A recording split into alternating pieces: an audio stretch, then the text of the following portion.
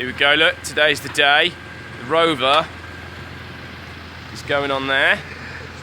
Off to Worcester to get an MOT, hopefully. How do you feel about parting with your Rover? Mildly upset.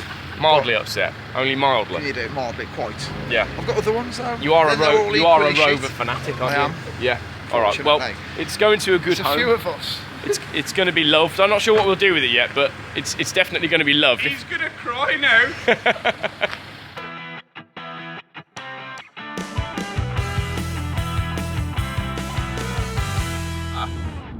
Just picked it up from the garage for the MOT. Had to jump start it and now need fuel. So I'm a little bit concerned if I do stop for fuel, is it going to start again? So we're going to chance it. So two things are going to happen. One, we're going to run out of fuel, or two, we're going to make it home. One of those things is going to happen. I'm not sure which yet. Right, sit rep. Well, it's MOT'd, so it's sweet, and it's obviously taxed and insured, so it's triply sweet, triple whammy. Right, so what have we got? We've got a 2.7 Honda V6 engine with some horsepower and front-wheel drive, and it's got a sunroof, which is clearly the most important part. Now, the main thing that you have to do when you buy a car off eBay, don't worry about checking all of the things that matter, like underneath and rust and cam belts and all that sort of shite. Does everything open that it's supposed to open? So, the question is, does the sunroof work? Now, the sunroofs on these cars are notorious for, well, not working, because they start rusting and then they get wet and electrics. That's not a good combination. So if I can find the button for the sunroof, let's give it a go. You watch now, it's gonna open and never close again. I've had that happen before. Oh, look at that.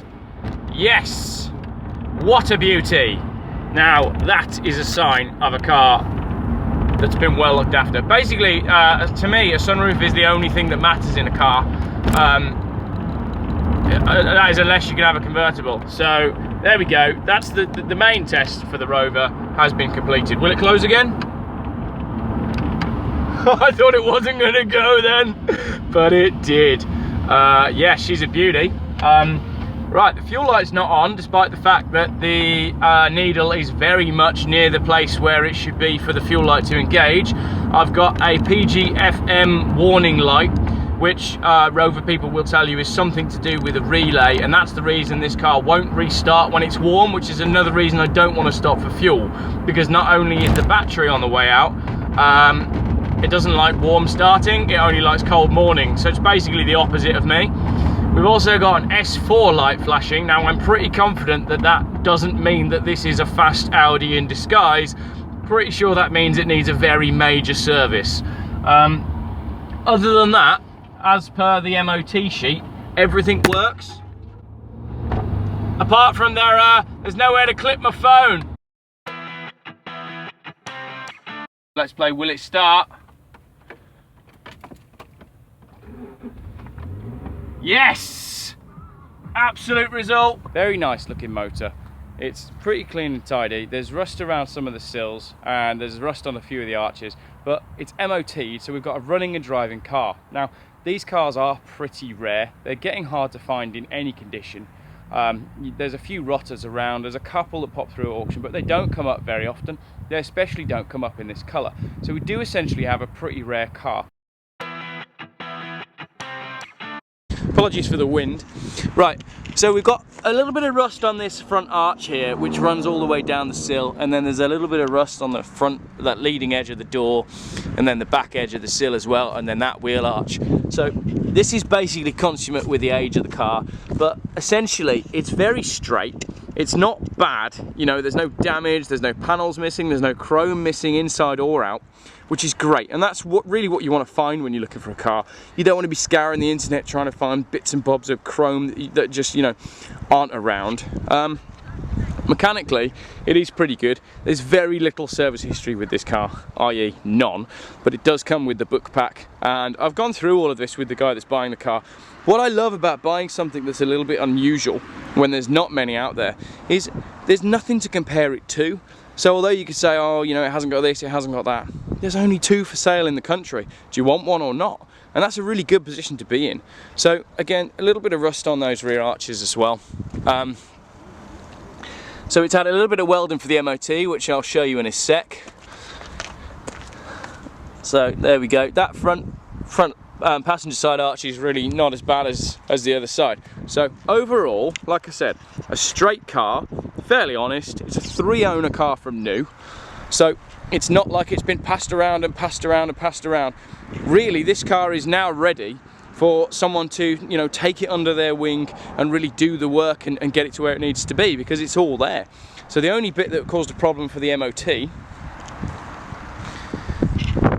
is that little patch on the sill there. So that was done by the garage, and next time I do a car, what I'll do is I'll go to the garage and get them to explain everything for you. There simply wasn't time in getting this video together. You know, it's January and all the rest of it. So we had a little bit of sill work for the MOT. We had a weld on the exhaust that was done because there was a blow on that, and a little bit of work on one of the brake calipers that was binding. But other than that, straight through the MOT with no issues. 188 quid all in on the MOT. If anyone wants to get in touch and say you paid far too much, you paid far too little, please do. If you've got a garage and you want to do me some deals, no worries, get in touch, I'll feature you in the videos. Thought I'd climb into the back of the Rover just to talk to you just for a moment about values.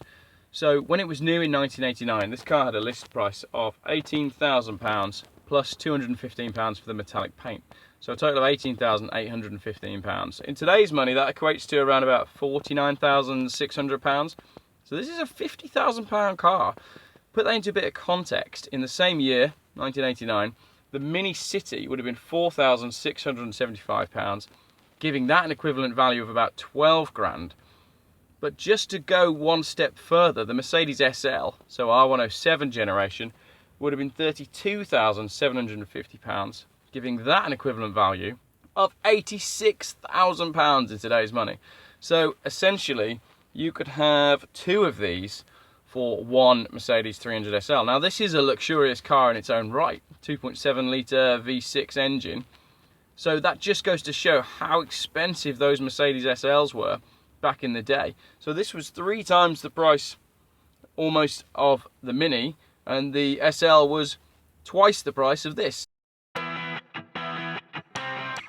So I believe this is called chalk stripe velvet that's in here, and in the back it's absolutely beautiful. So you've got a couple of speakers in the back. You've got this central armrest there, which if you're wafting along, being driven around, then that's going to come in handy. So like I said, absolutely beautiful, comfortable seats. And then up front we've got an automatic gearbox. That's the cabin of the Rover 827. You can see my brochure on the front passenger seat. So we've got a little bit of wood. We've got a standard Philips cassette player, and there's a storage cubby hole here just inside the middle for keeping your cassettes in. Look, that's where you would have put your tapes.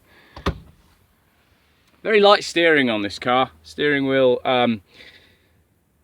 very light steering. Window switches are over on the right hand side, and that glorious sunroof that's got a slight brown tint on it that just adds to the sort of atmosphere from within this car. So overall, a very enjoyable car to be in and to be around.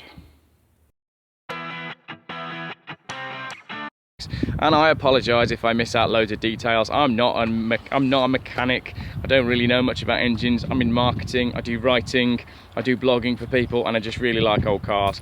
So it's a 2.7 litre V6 engine. It's got some oily bits, it's got some wet bits, it's got some rubber bits, and it's got some metal bits. Have a look for yourself and work out what you think. And I'm fully expecting a lot of people to get in touch and say, oh, it looks like the such and such is low, it looks like this is wrong, it looks like that's about to go, oh, you shouldn't have bought that, you're definitely going to have issues with the what's it.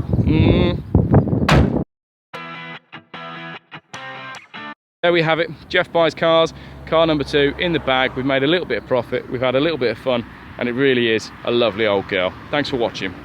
Goodbye, Rover. Off to a new home. He was a bit of a sticker. He said, well, you haven't paid me yet. He said, you can't have it yet. Oh. Let's, oh shit, I've just realised I'm driving around with the Geoff buys cars number plates on. Yeah, not too bad, a bit foggy.